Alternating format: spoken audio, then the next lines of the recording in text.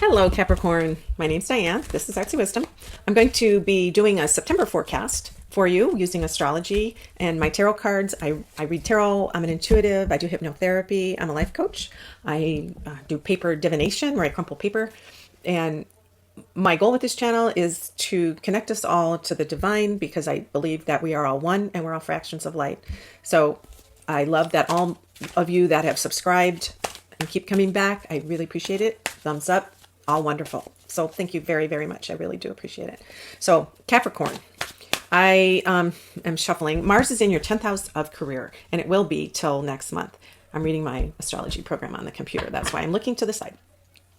And it is giving you a lot of energy in your career, your reputation, all the area of life where you want to be seen, visible, get motivated, and have the people understand what you're trying to say. You have a lot of energy there all month.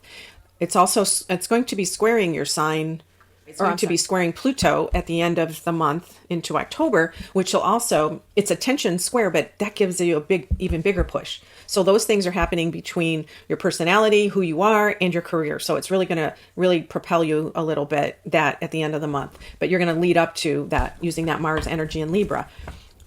Libra is about peace and diplomacy and working together with other people. So you may find with Mars and Libra too, that you will work with other people, you will coordinate something in a more cooperative way, maybe develop a partnership. It may not be the end of the partnership. It may just be the beginning, but there's some energy around that. And that's really positive. You're also got the Mercury, the planet that rules speaking and receiving information, rules driving, it rules transportation, it rules siblings, your immediate area, neighborhood, our community. It is retrograde now, and it is in your ninth house of higher learning, spirituality, travel, world things.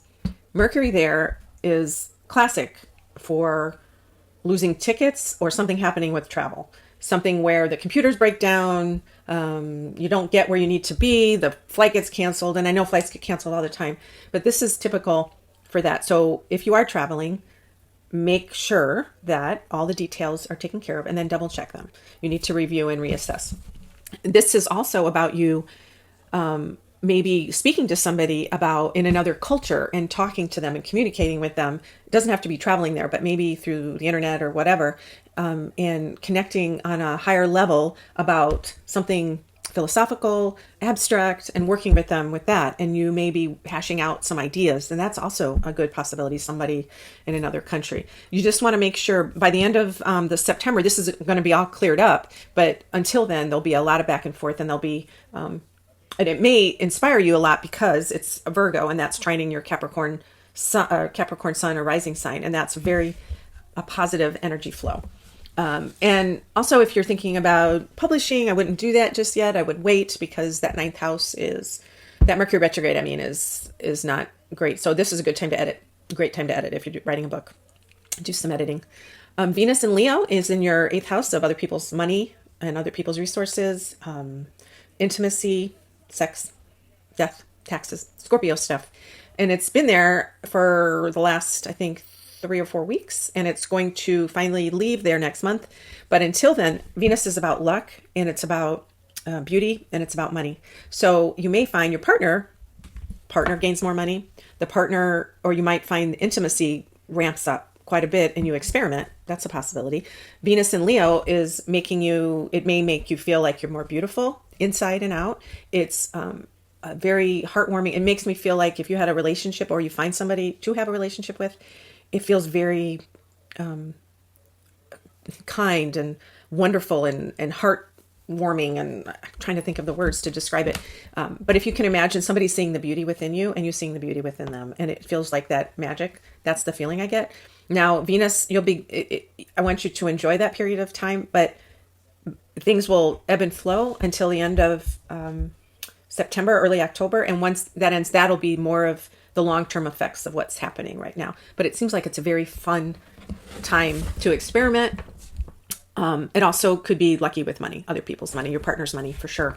You may find that you get a grant, or if you've been request for funds from a government entity of some sort, this is a good time this is good luck for you to get those. Now, Jupiter is in your fifth house of children, fun, creativity. It's the Leo house. It's about romance. And so you may find that it can manifest a variety of ways. This is great if you're looking for a partner. This is a really lucky time for romantic activities. You may find that you find romance with somebody from another culture. You might find that you have children. With Jupiter in your fifth house, it's quite possible that you get pregnant or the baby arrives. So children, fun. It also could mean you have more fun. You do things that are more creative and artistic. And you might find that you experiment more with that and try new things, and it's just an expansion sign. Jupiter's expansion. It's very lucky, and it's in Taurus, which is also trining your ascendant or your sun sign. So it's another way you can manifest things in your life in a real concrete way. Uranus has been going through that house, so you've been probably feeling where you want to experiment and maybe do strange things or do funky things. So this Jupiter is going to really give you that energy and that punch and that kickstart to do that. And it also could mean that your kids are getting funky or doing different things, or they're leaving home. Jupiter there could mean, kids are leaving home to go to school or to another country or that kind of thing as they get older. But yeah, so I'm going to pull some cards here for Capricorn.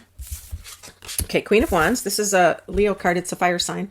So I think that Venus and Leo is going to make you feel super sexy and super fiery, and feeling your intimacy like amp up, which is really good. And it could be very sexy. Death and the Three of Swords. This is an ending, not necessarily death, just an ending. So like I said, it could be your kids leaving to go to school, but you have decided to expand to the point where you leave something behind in the world of creativity or risk taking. You may find that you want to do something crazy because Uranus is there, and you decide you need to end the way you've been doing things in the past, and now you've transformed yourself into this new being with your Mars and your career and everything, and now you're going to expand it. Now, the Three of Swords is usually a sad time. It's usually some grief, not necessarily always bad grief. It could be grief of the change. And I'm seeing that with this Death card is a change, and it's almost like you're letting go of something that has been in the past that you no longer need. And that Jupiter in your fifth house, I think that's where it is. Saturn is in your third house, which is about communication. And it may find that you're going to have to let go of something that you've always done it the same way. That's the feeling I get. I don't get that somebody, you may lose a pet, maybe. Or the child leaves home and you're empty nesters. That's the other thing that I'm seeing here too, which is, that's a rite of passage. That's how life goes. We have our beginnings and endings. Everything has its season. Let me pull. Yeah. So you or him or them, somebody starting over, taking a chance, leap of faith. So it's letting go. That's what this is. It's letting go. You're starting over. You're starting this new path, and it's jumping and look how wonderful and happy and free-minded, and just ready to take on the world and not caring anything. So Jupiter is taking risks in your fifth house taking risks in creative stuff. So that's what you're going to be doing. So comments, I would love to hear what you have to say about this and if it resonated with you. And thank you all for coming back to my channel. And until next time. Don't forget to subscribe. Press the button right here so every time I come out with a new video, you'll be the first to get it.